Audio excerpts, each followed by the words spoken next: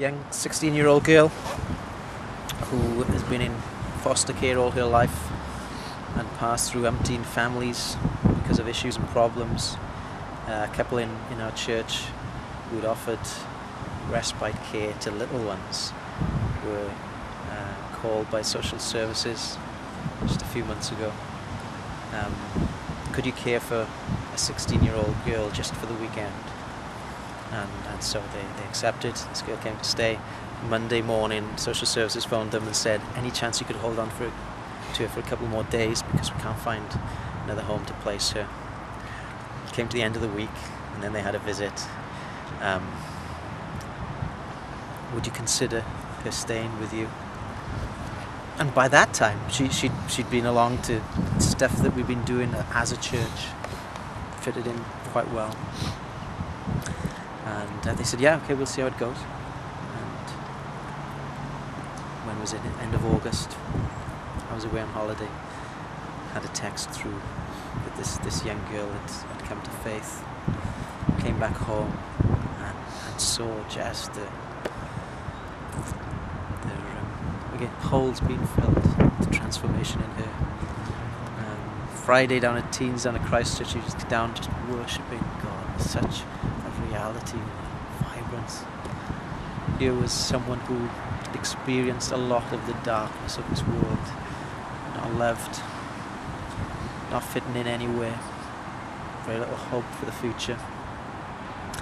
And then staying with a couple who such models of grace, and tasting that, and then experiencing that for herself. And the transformation in her is just wonderful. It's glorious.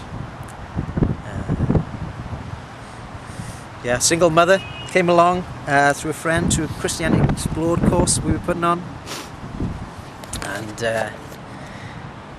she went home, did her homework one evening. And she said, as I was answering the questions, thought, how stupid are these disciples that they don't get it? And she said, and then I thought to myself, how stupid have I been that I haven't got it? This really is the Son of God. This really is the Saviour of the world. And she said, I go down on my knees and ask Jesus to come into my heart and to make me different and to be able to know Him and the power of His gospel. So she's just been a joy to us as well. Just a couple of weeks ago, no, a few weeks ago now, her daughter's come to faith also. Her parents coming on the next Christianity Explored course. But that's generally the way it's been operating. It's through those who've come to faith, then they draw in on their friends and their family, come and listen to this. There's a couple that have been coming to us for over a year now, living together. He grew up through his childhood in church, and made a profession of faith, I think, as a 12-year-old, and then just left, went off the rails big time, living with this girl for a long time. And they came and visited well over a year ago. Just been coming along every Sunday, listening. At the end of the message, this last Sunday morning, he came to me and said, Gareth, will you take me and my fiancée through Christianity Explored? I want to know more of this. Wow, what? I mean, just outstanding. Yep, we realised we need to get married also, and so it helps through that. We need to make some big changes. Are they dark times? Spring is in the air.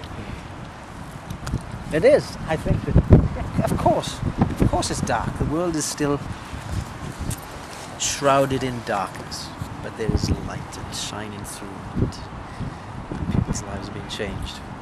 Yeah, I was chatting to Dick Lucas last year at, Steve Levy's Eccentrics thing that he puts on, and I love him. He stayed with us over a weekend once, and just relating some of the stuff that was going on at the time, he says, my dear boy, it sounds like revival. Absolutely not. It's not, you know that. It's not like that at all. This isn't, these are not times of revival. But they are times of the power of the gospel. Yeah. And have been for 2,000 years. So sometimes those who have been charged with proclaiming this message lose it and forget its power. And other things get in the way. And we start preaching something different to the gospel. start thinking more of ourselves than we ought to.